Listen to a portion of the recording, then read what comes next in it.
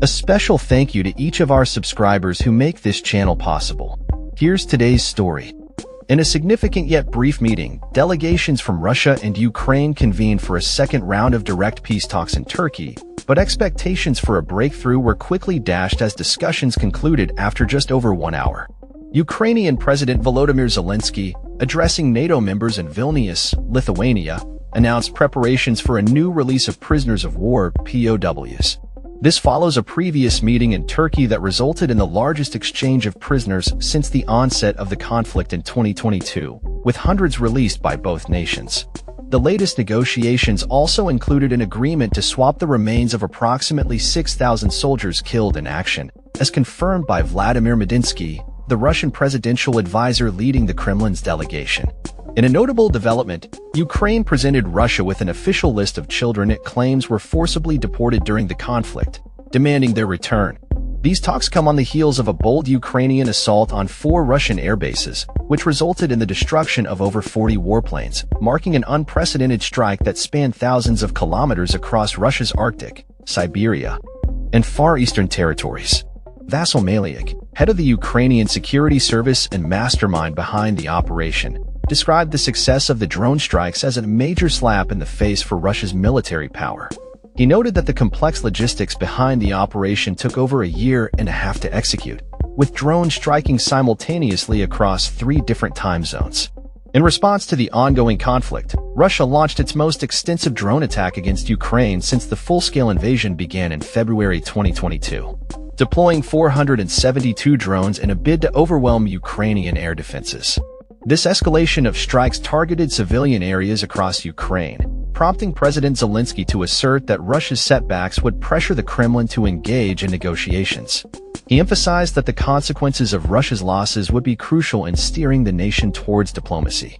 Zelensky further warned that if the Istanbul meeting yielded no progress, it would necessitate the imposition of stronger sanctions against Russia. Despite U.S.-led efforts to broker a ceasefire, both sides remain entrenched in their positions, with Ukraine open to a pause in hostilities, while the Kremlin has effectively dismissed such proposals. The Institute for the Study of War indicated that Russia appears to be stalling negotiations to gain further advantages on the battlefield. The previous round of talks on May 16 also ended without a ceasefire agreement, and the current discussions showcase the continuing divide between the two nations. While both sides agreed to a prisoner and remains exchange, the prospect of a truce remains elusive. Russian negotiators proposed a limited ceasefire for 2 to 3 days in specific areas to facilitate the collection of deceased soldiers, but Ukraine rejected this as insufficient. Turkish President Recep Tayyip Erdogan praised the talks as magnificent, expressing hope for a meeting between Presidents Putin and Zelensky, possibly alongside U.S. President Trump. However, Ukrainian officials expressed skepticism about the likelihood of a meaningful resolution, citing Russia's persistent refusal to end the conflict despite previous ceasefire proposals. The situation on the ground remains dire, with fierce fighting continuing along the extensive front line. Reports indicate that Russian shelling in Ukraine's southern Kherson region resulted in casualties, including 3 deaths and injuries to 19 others, among them children. Additionally, missile strikes near Zaporizhia claimed 5 lives and left 9 injured.